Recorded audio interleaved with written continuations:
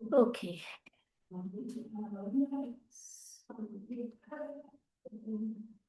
आप लोगों को मेरे पार्टिसिपेंट्स शो हो रहे हैं? वाह। फॉर सम रीजन आज वेटिंग रूम जो है ना वो हुआ है, जो कि मैं नहीं रखती नॉर्मली, लेकिन आज फॉर सम रीजन है तो मैंने इसको साइड पे इसलिए रखा हुआ है कि अगर कोई वेटिंग में आ जाए तो मैं उसको ला पाऊँ। अच्छा, आज हम थोड़ा सा, हमने लास्ट टाइम जो देखी थी, हमने कुछ नई स्ट्रेटजीज देखी थी वैक्सीन की। अगर आप लोगों को याद है, कुछ याद है? Reverse vaccinology, messenger RNA vaccine, इस तरह की जो नई टेक्नोलॉजी इस वक्त हम वैक्सीनेशन के लिए, वैक्सीन प्रोडक्शन के लिए यूज कर रहे हैं, वो हमने देखी थी।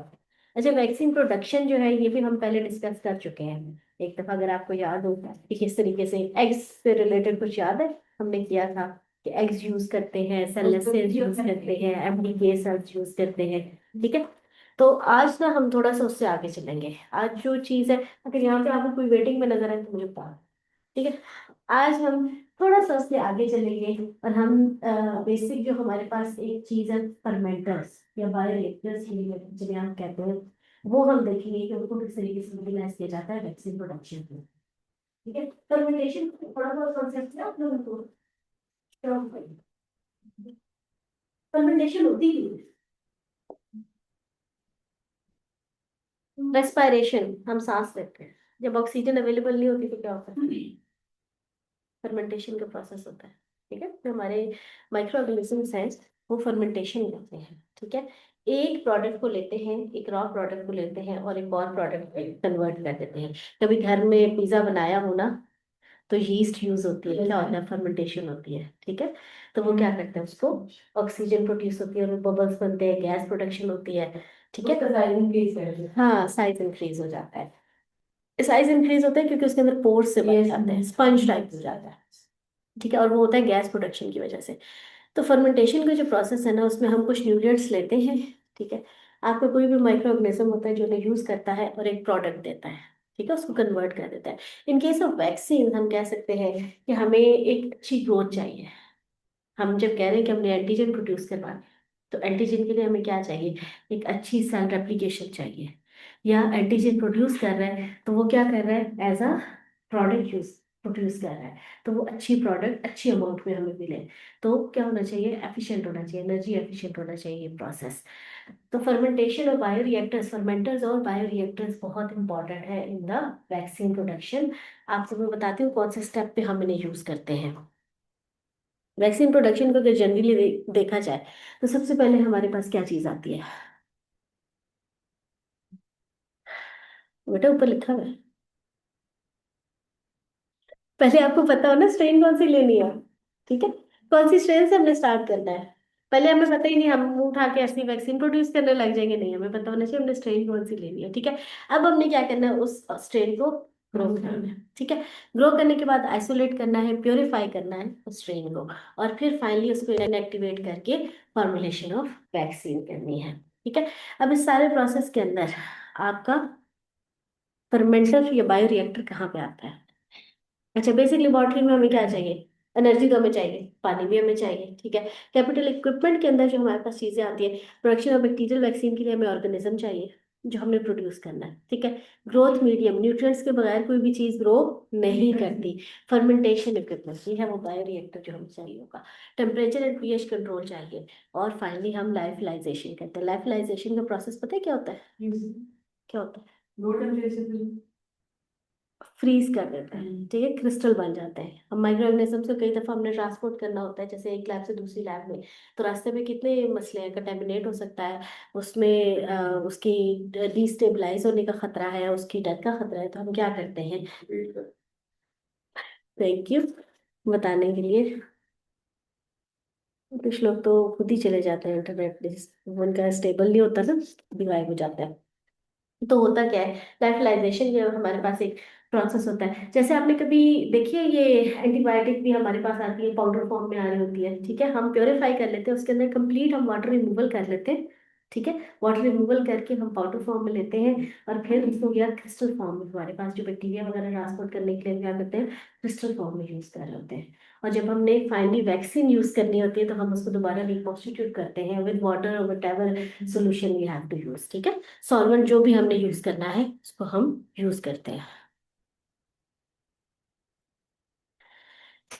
हम जब बात करते हैं ना फर्मेंटर की, तो हमारे दिमाग में एक छोटी सी मशीन आती है। इन रियलिटी इंडस्ट्रियल प्रोडक्शन की अगर आप बात कर रहे हैं, जहाँ पे आपने पूरी दुनिया को वैक्सीन प्रोवाइड करनी है, तो वहाँ पे बायोरिएक्टर कुछ इस तरह का नजर आता है। ये फर्मेंटर और बायोरिएक्टर इस शक्ल का होता है और इतने बड़े साइज का होता है, ठीक है। इसके इर्द गिर्द आपको बहुत सारे पाइप्स और चीजें नजर आ रही होंगी। वो किस लिए है, हम इसके अभी देखेंगे, कंपोनेंट्स देखेंगे कि फर्मेंटर के कंपोनेंट्स क्या होते हैं। अच्छा, एक सिंपल प्रोसेस क्या है, स्ट्रेन प्रोड्यूस की, ठीक है। हमने ये पहले पढ़ा था, अगर आपको याद हो, स्ट्रेन प्रोड्यूस की, इनोकुलेट की, इनोकुलेट करने के बाद सीड कल्चर। सीड क्या होते हैं, जहां से हम बाकायदा ग्रो करवाते, ठीक है। सीड कल्चर लिया, उसके हमने की फर्मेंटेशन। फर्मेंटेशन से क्या होगा, बड़े नंबर में हमें मिल गया। अब हमने उसको किया प्योरीफाई।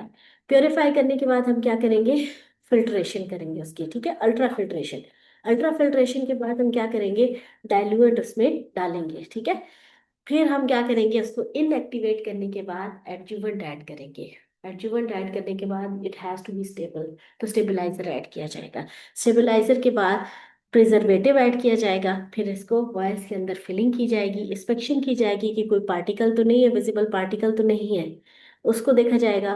फिर इसकी लेबलिंग और फाइनली पैकेजिंग होगी। अब यहाँ पे आपको क्लियरली नजर आ रहा होगा कि फर्मेंटेशन का प्रोसेस किस जगह पे हो रहा है, जहाँ पे हमने नंबर इंक्रीज करना है। अब हम बात करेंगे फर्मेंटर्स और बायोरिएक्टर्स की। इट इज बेसिकली कंटेनर, ठीक है। आपने अभी जो पिक्चर देखी थी, बहुत बड़ा कंटेनर था। बेसिकली ये क्या है, कंटेनर है जिसमें सबस्ट्रेट लिया जाएगा, ठीक है। और बायो कैटलिस्ट, कैटलिस्ट पता है क्या होता है, रिएक्शन को स्पीड अप करते हैं, ठीक है। तो बायो कैटलिस्ट की किसी भी कैटलिस्ट के बगैर रिएक्शन का होना बहुत मुश्किल होता है, तो स्पीड अप कर देते हैं, एफिशिएंट कर देते हैं इन अ वे कि एनर्जी कम यूज होती है और रिएक्शन ज्यादा होता है, ठीक है। तो हमारे पास क्या है, एक सबस्ट्रेट है, जो कि बायो कैटलिस्ट की बात क्यों कर रहे हैं, बायो कैटलिस्ट क्या होगा, हमारे पास जो भी स्ट्रेन हम यूज कर रहे हैं, ठीक है, वो क्या करेगा, सबस्ट्रेट को प्रोडक्ट में कन्वर्ट कर देगा। It can be described as the heart of a bioprocess since conversion occurs here. Fermentation on solid state, हम क्या करते हैं, डिफरेंट स्टेट्स के अंदर कर सकते हैं। हमारे पास वाटर कंटेंट 40 to 80% के दरमियान हो तो mostly mould, agriculture products and food, rice, wheat, barley, corn, ये सब यूज करके इनकी फर्मेंटेशन की जा सकती है, ठीक है। अच्छा, कभी आप लोगों ने बनाया हो अ, घर में पिज्जा की डो बनाई हो, तो उसमें डालते हो तो ना, चीनी डालते हैं, चीनी थोड़ी सी अमाउंट में चीनी डालते हैं, थोड़ा सा नमक डालते हैं ना, फिर उसमें अंडा भी डालते हैं। तो वो सब क्या होता है, न्यूट्रिएंट्स, ठीक है। उस यीस्ट को न्यूट्रिएंट्स चाहिए एक्टिव होने के लिए। अभी वो किस फॉर्म में थी, लाइफलाइज्ड फॉर्म, ठीक है, फ्रीज ड्राइड फॉर्म में थी। अब आपके पास में किस फॉर्म में आ जाएगी, एक्टिव हो जाएगी। तो न्यूट्रिएंट्स आर वेरी इंपॉर्टेंट, ठीक है। अब हम कहते हैं कि हमारे पास दो तरह के फर्मेंटर्स होते हैं, आगे जाके हम इसको बड़ी डिटेल में देखेंगे। एक हमारे पास लिक्विड, एक आ जाएगा सॉलिड, ठीक है। अभी आपको डिटेल में मैं पूरा बताऊंगी, जस्ट एक इंट्रोडक्शन है। लिक्विड में क्या होता है, अगर लिक्विड है, हमने उसमें कोई चीज डाली तो वो अंदर चली जाएगी, सबकॉन्शियस, ठीक है। लिक्विड में क्या होगा, लिक्विड वाली स्टेट में पानी ज्यादा होगा, 95% तक। लेकिन अगर हम सॉलिड के ऊपर इसको फर्मेंट करवा रहे हैं, जैसे कि एक प्लेट है या बेड है, पैक है, ठीक है, तो उसमें क्या होगा, 40 to 80% आपके पास वाटर कंटेंट आ जाएगा। अच्छा, जो हमारे पास सबमर्ज आ रहे हैं ना, वो किस लिए हम यूज करते हैं, मोर देन 95% उसमें जो है लिक्विड होता है, वाटर कंटेंट होता है, बैक्टीरिया और यीस्ट के लिए। क्यों कर रहे हैं ये भी आपको आगे पता लग जाएगा कि इसका फायदा क्या है, ठीक है, कि एक सबमर्ज्ड जो है वो बेटर क्यों है सॉलिड की निस्बत। Bioreactors can be classified according to different criteria: type and form of biocatalyst, free cells in submerged cultures, carried, bound or immobilized cells, enzymes. और सेकंड क्या है, mode of operation, batch, continuous और fat batch, ठीक है। तीन तरह के आपके पास आ गए, बैच, कॉन्टिन्यूअस और फैट बैच। कोई वेटिंग तो नहीं है ना, अच्छा। ये होती है बेसिक एक हमारे पास जो फर्मेंटर होता है उसकी शक्ल, या बायोरिएक्टर की जो शक्ल हमारे पास आती है। अच्छा, इसमें आपको मेजर चीज जो नजर आती है, जो पहली नजर में नजर आती है, वो क्या है? टैंक। ठीक है, देयर इज अ टैंक। ठीक है, इसको हम क्या कहते हैं? Reactor tank. ये हमारे पास आ गया रिएक्टर टैंक। रिएक्टर टैंक के बाद हमारे पास इंपॉर्टेंट चीज क्या है? हमने इसको क्या देना है? एयर भी देनी है। ठीक है, अगर आप देखो तो सबमर्ज्ड एरेटर आपको बिल्कुल नीचे नजर आ रहा है। नीचे नजर आ रहा है सबमर्ज्ड एरेटर। इससे क्या हो रहा है? एयर आ रही है। ठीक है, अब एयर जो है उसका पाइप कहाँ से आ रहा है? मुझे इसमें लेजर देखने में आप, जस्ट अ सेकेंड। हाँ, ये देखें, यहाँ पे ये आपका आ गया सबमर्ज्ड एरेटर, लेकिन एयर कहाँ से आ रही है? यहाँ से। ठीक है, यहाँ से एयर ट्रैवल करके नीचे आएगी और बबल्स की फॉर्म में ऊपर जाएगी, ताकि सारे लिक्विड में से मूव करें। अगर हम ऊपर ही छोड़ देंगे तो नीचे वाले लिक्विड में एयर नहीं जाएगी। ठीक है, अब यहाँ पे आपके पास क्या हो गया कि एक आपके पास या ये चीज आ गई। इसमें एक और बहुत इंपॉर्टेंट चीज जो हमारे पास आती है, एजिटेशन सिस्टम, मिक्सिंग। ठीक है, हम जब ब्लेंडर के अंदर कोई चीज डालते हैं, अगर हम उसको मिक्स मिक्स ना हो तो क्या होता है? नीचे वाली जो है वो ग्राइंड हो जाएगी, ऊपर वाली वैसी ही पड़ी रहेगी। तो उसमें कई दफा अगर आप लोगों ने देखा हो तो ये जूस वगैरह बना रहे होते हैं, उसके अंदर एक छोटा सा प्लास्टिक का लगा होता है जो खुद ही मिक्सिंग कर रहा होता है। तो उसको एजिटेटर कहते हैं। ये आपके पास क्या है? एजिटेटर सिस्टम है, जिसके बैफल्स होते हैं। ये साइड पे आपको ये जो प्लेटें नजर आ रही है ना, ये वाली, ठीक है, ये एक पंखे की तरह मुसलसल घूमती रहती है और मिक्सिंग करती रहती है। उसका भी आपको बाद में बताऊंगी कि फायदा क्या होता है। जैसे न्यूट्रिएंट गए, मिक्सिंग हो जाएगी। ठीक है, ये नहीं कि एक जगह पे न्यूट्रिएंट ज्यादा है दूसरी जगह पे नहीं है। अगर एक जगह पे न्यूट्रिएंट ज्यादा है और दूसरी जगह पे न्यूट्रिएंट कम है, तो ग्रोथ वहां पे बेहतर होगी जहाँ पे न्यूट्रिएंट ज्यादा है। जहाँ पे एयर ज्यादा है वहां पे ग्रोथ बेटर होगी कंपेयर टू जहाँ पे एयर कम है। ठीक है, अब इनका बेसिक मकसद क्या है एजिटेटर का? मिक्सिंग, मुसलसल मिक्सिंग करना। फिर आपके पास आ जाता है फीडिंग पंप। हम कह रहे हैं हमने जिंदा चीज ग्रो करनी है, लिविंग सेल में ना, हम ग्रो कर रहे हैं, तो बगैर खाए पिए तो कुछ जिंदा नहीं करता। तो न्यूट्रिएंट्स जब तक हम नहीं देंगे, रेप्लिकेट नहीं करेगा, वो ग्रो नहीं करेगा, वो एंजाइम प्रोड्यूस नहीं करेगा, वो एंटीजन प्रोड्यूस नहीं करेगा जो हमें चाहिए। ठीक है, तो यहाँ पे हमारे पास क्या हो गया है? मीडियम की इनलेट आ, ठीक हो गया, फीडिंग पंप के नाम से जाना जाता है। अब ये बेसिक हमने जो चीजें थी ना वो हमने देखी। अब जब भी कोई चीज प्रोड्यूस होती है तो कुछ वेस्ट भी बनता है। तो वेस्ट क्या होता है? इफ्लुएंट जो निकल रहा है मुसलसल। अगर वेस्ट इकट्ठा हो जाएगा तो इसका मतलब आपके उसके अंदर वेस्ट प्रोडक्ट ज्यादा हो जाएगी, तो डेड सेल ज्यादा हो जाएंगे, तो आपके जो सेल्स मौजूद है वो ग्रो करना बंद कर देंगे। ठीक है, इस वजह से नॉर्मली अभी आगे हम देखेंगे भी, जब हम बात करते हैं ना, लॉग आ गया, लैग लॉग स्टेशनरी, और फिर उसके बाद डेथ फेज आ जाता है। तो वो क्यों आ रहे होते हैं? तो उसके अंदर ये भी इंपॉर्टेंट होता है कि अगर वेस्ट प्रोडक्ट अंदर रहेगी, एक चीज वो प्रोड्यूस कर रहे हैं एक सबस्ट्रेट से, तो डेफिनेटली वो साथ कुछ ना कुछ ऐसा भी प्रोड्यूस कर रहा है जो कि वेस्ट है। तो इफ्लुएंट का मुसलसल निकलना भी जरूरी है। ठीक है, अच्छा, अब क्योंकि हमने इसको कहा कि ये हमारे लिए बहुत ही सेंसिटिव है in terms of pH, in terms of temperature, then we must have a system जो कि इसको मॉनिटर करेगा पीएच एंड टेम्परेचर को। तो यहाँ पे आपको सेंसर प्रोब्स नजर आ रहे होंगे, ये चीजें, सेंसर प्रोब। ठीक है, तो ये सेंसर प्रोब्स क्या करते हैं? ये मॉनिटर करते हैं कि कितनी पीएच है, मेंटेन हो रही है या नहीं। हमें पता है एक वायरस है, एक बैक्टीरिया, उसको अगर हम प्रोड्यूस कर रहे हैं तो वो कितनी पीएच पे बेस्ट होगा, उसकी ग्रोथ कितनी पीएच पे मैक्सिमम होगी। ऑप्टिमाइजेशन हमने पहले की भी होती है। टेम्परेचर और पीएच दोनों को हम क्या कर रहे होते हैं?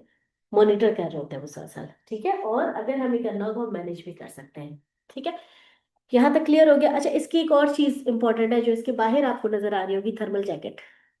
जब भी कोई प्रोसेस होता है तो किसी न किसी फॉर्म के अंदर एनर्जी जनरेट होती है। यहाँ पे किस में जनरेट होती है? हीट में। ठीक है, तो टेम्परेचर को मेंटेन करने के लिए इसके बाहर एक थर्मल जैकेट होती है। जैसे थर्मस की बॉटल नहीं होती, उसके बाहर एक पूरी बॉटल बनी होती है। अंदर जितना भी ठंडा पानी हो तो बाहर से बॉटल ठंडी नहीं होती, अंदर जितना भी गर्म पानी हो बाहर से बॉटल गर्म नहीं होती। तो सेम ये इसका प्रोसेस है कि इसके अंदर भी एक थर्मल जैकेट बाहर मौजूद है। अब बेसिक अगर मैं आपको कहूँ कि आपने एक बायोरिएक्टर बनाना है तो आप लोग इजीली बना सकते हैं, बना सकते हैं ना? बना सकते हैं ना? स्माइल दे रही है, ओके नहीं कर रही कि मैडम दे ही ना दे। यार अभी नहीं दूंगी, एग्जाम की बात कर रही थी, डरा ना करो। ठीक है। अच्छा, ये ये जो आपको प्यारा सा साथ इक्विपमेंट नजर आ रहा है ना, शाइनी सा, उसके अंदर ये सब कुछ है। ठीक है। बाहर से उसकी शक्ल ऐसी होती है और अंदर से इसके पार्ट्स ऐसे होते हैं। ठीक है। एजिटेटर सिस्टम हमने बात कर ली। ऑक्सीजन डिलीवरी सिस्टम, जो एयर आ रही थी नीचे से, हमें जो है सबमर्ज एरेटर नजर आ रहा था। फोम कंट्रोल सिस्टम होता है, जब भी कोई चीज प्रोड्यूस हो रही है और एजिटेशन हो रही है तो हमेशा फोम आएगा। ठीक है। अगर फोम ज्यादा हो जाएगा तो फिर क्या होगा, प्रोसेस जो है वो ऑप्टिमाइज नहीं रहेगा। ठीक है। Temperature control system, pH control system, हमने दोनों के लिए मॉनिटर्स रखे हुए हैं, सेंसर्स रखे हुए हैं जो कि बताते हैं मुसलसल की पीएच कितनी है इस वक्त और कितना टेम्परेचर है। सैम्पलिंग पोर्ट्स बहुत इंपॉर्टेंट है। हमने प्रोसेस लगा दिया, 3 दिन के बाद हमने निकाला कुछ नहीं बना, नहीं हो सकता। तो सैम्पलिंग जो है वो क्या होती है, स्पेसिफिक टाइम के बाद उसमें से सैंपल लिया जाता है। ठीक है। उसको चेक किया जाता है कि वो सही तरीके से प्रोसेस कर रहा है या नहीं, क्योंकि फर्मेंटेशन एक लेंथी प्रोसेस भी है और कॉस्टली भी है। ठीक है। तो आप इसको उस पर नहीं छोड़ सकते कि जी 4 दिन के बाद देखेंगे, अगर आपने उसमें फंगस डाली है तो आप कहते हैं 7 दिन के बाद देखेंगे। तो वो आपको with the passage of time आप आहिस्ता आहिस्ता उसकी सैम्पलिंग करते हैं, टेस्टिंग करते हैं, जिससे आपको पता लगता है कि प्रोसेस सही तरीके से चल रहा है। ठीक है। क्लीनिंग एंड स्टेरिलाइजेशन सिस्टम बहुत इंपॉर्टेंट है। हम नहीं कह सकते कि एक फर्मेंटर जो है वो हम एक ही स्ट्रेन के लिए यूज करेंगे। हो सकता है हम फर्मेंटर किसी और स्ट्रेन के लिए यूज करना चाह रहे हो सकता है हम उसी स्ट्रेन को कोई नया न्यूट्रिएंट देना चाह रहे हो। तो हमने क्या करना है कि उस फर्मेंटर की क्लीनिंग और स्टेरिलाइजेशन बहुत ज्यादा इंपॉर्टेंट है। ठीक है। अच्छा, एजिटेटर्स की बात करें। हमारे पास जो एजिटेटर्स आते हैं ना, उनकी अगर हम एग्जाम्पल लें, जरूरत मैंने बता दिया क्यों जरूरी है, मिक्सिंग के लिए। ठीक है। हमारे पास 3 तरह के होते हैं, एक रेडियल फ्लो वाला होता है और एक हम कह सकते हैं, सॉरी, 3 तरह के लिए, रेडियल फ्लो है और एक एक्सियल फ्लो है। ठीक है। तो it flows 3 times more water than radial flow. जो एक्सियल फ्लो है वो कितना ज्यादा कर रहा है, 3 टाइम्स मोर। अच्छा, रेडियल फ्लो की मिक्सिंग में क्या होता है, the liquid flow from the impeller in is initially directed towards the wall of the reactor along the radius of the tank. क्या किया जा रहा है, उसको साइड में किया जा रहा है। ठीक है। जो एरियल वाला है, जो दूसरी डायरेक्शन में जा रहे हैं ऊपर नीचे, वो ज्यादा बेहतर कह रहे हैं। ठीक है। एक्सियल एक्सियल जो है वो ज्यादा बेहतर मिक्सिंग करता है, जबकि दूसरा सिर्फ, अगर आप सोचो ये जब हम ब्लेंडर में चीज डालते हैं ना, तो क्या होता है, उसके दरमियान में वॉल्यूम है। ठीक है। तो जरूरी नहीं है कि वॉल के साथ जो हो रही है वो मिक्सिंग भी हो रही है। ठीक है। तो इसमें हमारे पास 2-3 तरह की चीजें आती हैं। ठीक है। एक हम क्या कर सकते हैं, हम जो एक्सियल ले रहे हैं ऊपर नीचे जो प्रोपेलर होंगे वो ज्यादा बेहतर करेंगे। ठीक है। तो जो वर्ड बनाएंगे वो क्या करेंगे, रेडियल देंगे, रेडियल मिक्सिंग से हमारी एक्सियल मिक्सिंग ज्यादा बेहतर है। ठीक है। Radial flow impellers are effective at generating high shear conditions. This aids in breaking up bubbles but can also lead to cell damage. इसमें होता क्या है, जब हम यूं मिक्सिंग कर रहे होते हैं ना, तो ज्यादा, जो हम कहते हैं कि शेयरिंग ज्यादा नहीं होती। शेयरिंग पता है, जो तोड़ देना। तो बबल्स वगैरह जो है वो वॉल के साथ जब भी लगेंगे तो वो इजीली टूट जाएंगे। ठीक है। लेकिन on the other hand self भी जब वॉल के साथ इन कांटेक्ट आएंगे तो वो भी डैमेज है। ठीक है। वालेकुम अस्सलाम। ये ब्लेंडर जैसे नजर आ रहे हैं ना, ऐसे होते हैं हमारे इम्पेलर्स। ठीक है। तो हम जो उसके अंदर यूज करते हैं, हमारे पास इस तरह के इम्पेलर्स होते हैं। इसमें आपको 2 तरह के नजर आ रहे होंगे, 3 तरह के आपको नजर आ रहे हैं, लेकिन बेसिकली ऊपर वाले दोनों का अगर आप देखें तो सेम है मैकेनिज्म। जो नीचे वाला है ना वो डिफरेंट है। ठीक है। तो थोड़ा सा वो क्या करते हैं कि एक तो रेडियली बना रहे हैं, एक उनको मिक्सिंग और तरीके से एक्सियली कर रहा है। ठीक है। तो ज्यादा बेटर तरीके से कर रहा है। और अब क्या साथ अपने बादल लेके आए, अच्छी खासी हमारी धूप निकली हुई थी। आपके एंटर होते ही हमारी धूप चली गई है। अच्छा, फोम कंट्रोल सिस्टम। फोम नजर आ रहा है ऊपर, बबल्स बने हुए हैं। किसी भी चीज चीज में फोम बन जाए ना तो उसके बाद उसका प्रोसेस क्या होगा, खराब हो जाएगी, क्योंकि सरफेस जो है वो इन कांटेक्ट नहीं आ रही। ठीक है। Excessive foam formation can lead to blocked air exit filters and to pressure build up in the reactor. हमने कहा ना हम एयर दे रहे हैं, जब बबल्स बन गए उन्होंने क्या किया, ऊपर से ब्लॉक कर दिया। अब एयर जो है वो स्केप नहीं कर सकती। जब एयर स्केप नहीं करेगी तो फिर हमारी मिक्सिंग इतनी बेहतर नहीं होगी। ठीक है। Foam is typically controlled with the aid of anti foaming agents based on silicon और ऑन वेजिटेबल ऑयल्स। ठीक है। जो हमारे पास वेजिटेबल ऑयल्स है या फिर सिलिकॉन हम यूज करते हैं एज एंटी फोमिंग एजेंट्स। या हम वैसे भी जब प्रोडक्शन कर रहे होते हैं लिक्विड्स की तो उसमें हम यूज करते होते हैं। Excessive antifoam addition can however result in poor oxygen transfer rates। क्योंकि एंटीफोमिंग हो रही है तो ये क्या करेगा, जो हम कह रहे थे नीचे से बबल्स आते हैं तो ये उनको भी इनहिबिट करेगा। ठीक है। उनकी प्रोडक्शन भी नहीं होने देगा। जो हमने कहा था सबमर्ज्ड एरेटर है हमारे पास नीचे से जो बबल्स दे रहा है, तो वो उनको भी क्या करेगा, उनको भी नहीं बनने देगा, फोमिंग नहीं होने देगा। ठीक है। तो इसकी भी एक स्पेसिफिक अमाउंट यूज की जाती है। Air sterilisation system. Sterilization of the inlet air is undertaken to prevent contaminating organisms from entering the reactor। एक चीज है जो हम बाहर से उठा के अंदर डाल रहे हैं, एयर के अंदर भी तो बहुत ज्यादा चीजें होती है ना, बहुत ज्यादा माइक्रो ऑर्गेनिज्म जो है वो एयर के जरिए भी जाते हैं। फिर मैं वही एग्जांपल दूंगी, चलो मैं छोड़ो आज कोविड की एग्जांपल नहीं देती, मैं सीधी इन्फ्लुएंजा की देती हूँ। कुछ छींक दे आपके मुंह में तो एयर से ही आ रहा है ना, वायरस से। ठीक है। तो बहुत सारे एयर बॉर्न हमारे पास कंटेमिनेशन होती है, उसमें आपकी जरूरी नहीं है कि लिविंग ऑर्गेनिजम्स हो, आपकी इनऑर्गेनिक चीजें भी हो सकती है। ठीक है। ऑर्गेनिक मटेरियल भी हो सकते हैं, इनऑर्गेनिक मटेरियल भी हो सकता है। ठीक है। तो पार्टिकल्स हो सकते हैं, डस्ट पार्टिकल्स हो सकते हैं। अच्छा, उसमें जो इम्पोर्टेंट चीज है हमारे पास ऑर्गेनिजम्स हैं जो वहां जाके क्या करेंगे, इंटरफेयर करेंगे, न्यूट्रिएंट्स खा जाएंगे। कंटामिनेशन जहाँ भी आती है तो क्यों हम उसे कहते हैं कि अच्छी चीज नहीं है, हमारे ओरिजिनल वाले को ग्रो ही नहीं करने देते हैं। ठीक है।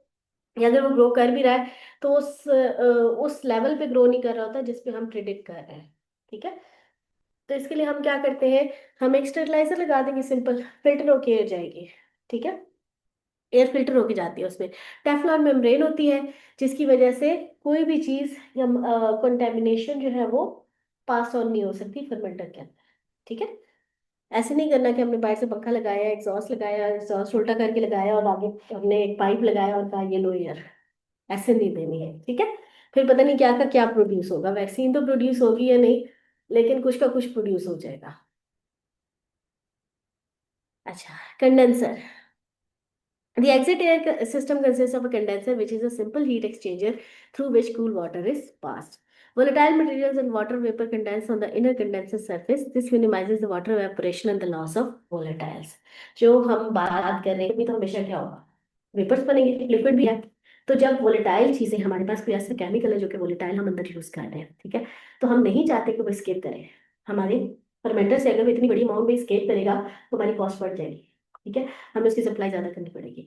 तो हम क्या करते हैं कि हम कंडेंसर यूज करते हैं। कंडेंसर क्या करेगा कि उसको स्केप नहीं करने देगा, दोबारा से उसको लिक्विड में कन्वर्ट कर देगा। ठीक है। तो इन अ वे हमने उसको क्या किया है, सेव कर लिया। और दूसरी तरफ अगर कहीं तो कोई हार्मफुल चीज है तो उसको हम स्केप नहीं करने दे रहे हैं। ठीक है। हम उसको प्रॉपरली क्या करेंगे, डिस्पोज ऑफ। मेजर टाइप्स हमारे पास कौन सी है रिएक्टर्स की, स्टर्ड टैंक रिएक्टर। ठीक है। इसमें मैकेनिकल स्टरिंग होती है, जैसे हमारा प्यारा सा इम्पेलर नहीं अभी मैंने दिखाए थे पंखे जैसे, वो सारे इसके अंदर होते हैं। Use to mix injector to distribute heat and material such as oxygen and substrate. एक लिक्विड है, लेट्स से कि आपने खीर बनानी है। मैं बड़ी डेली वाली एग्जांपल्स इसलिए देती हूँ क्योंकि उनको अंडरस्टैंड करना आसान होता है। ठीक है। खीर बनानी है, उसको बगैर चमचा हिलाए आपने उठा के ऊपर रख दिया, बताएं क्या होगा, जलेगी। क्यों जलेगी, नीचे हीट ज्यादा है, हीट की मिक्सिंग नहीं हुई। ठीक है। अब हीट की मिक्सिंग के लिए क्या जरूरी है, आप लोगों का हाथ और एक चमचा। ठीक है। उसको क्या करना है, चलाते जाना चलाते जाना चलाते जाना। तो क्या कर रहे हो आप, you are acting as an impeller. ठीक है। मिक्सिंग कर रहे हो, जितनी अच्छी मिक्सिंग होगी इतनी अच्छी क्या होगा, न्यूट्रिएंट्स हर जगह पहुंचेंगे। ठीक है। हर जगह क्या होगा, हीट हर जगह डिस्ट्रीब्यूट होगी और पूरे लिक्विड का टेम्परेचर सेम रहेगा। ठीक है। वरना आपका सेंसर ऊपर बताता रहेगा कि कोई हीट नहीं है और नीचे से गर्म होके जल जाएगा। ठीक है। नीचे बेचारे ऑर्गेनिज्म पक जाएंगे, उन्होंने मर जाना है, और ऊपर को कह रहा होगा अभी अभी हीट आने दो, कोई मसला नहीं। ठीक है। तो mixing is the most important thing in a fermenter. अच्छा, अब bubble column reactor. Start tank की हम बात करें ना, स्टार्ट, स्टार्ट का पता है ना, यानी किसी चीज को स्टर कर देना, हिला देना, मिक्स कर देना। बबल कॉलम रिएक्टर, नाम क्या सजेस्ट करता है?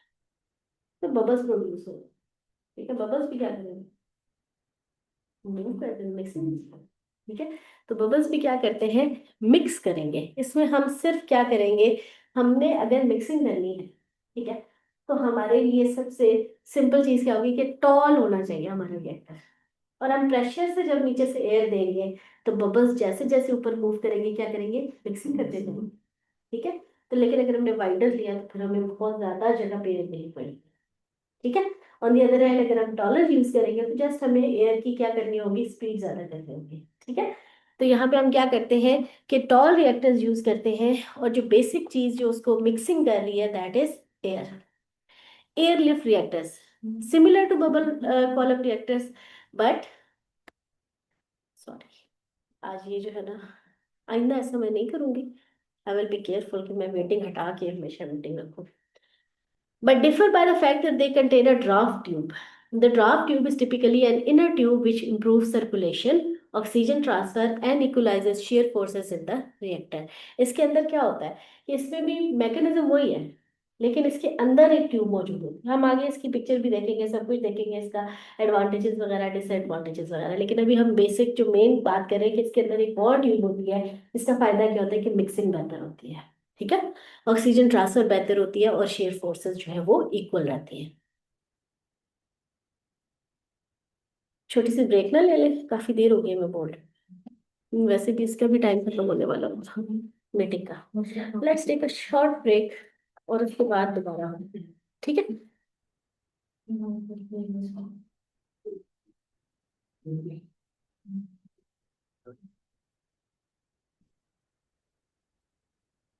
बच्चों मैं नया लिंक शेयर कर देती हूँ वेटिंग रूम ऑफ करके, ताकि हमारा जो आगे लेक्चर है वो थोड़ा स्मूथ हो जाए। ठीक है।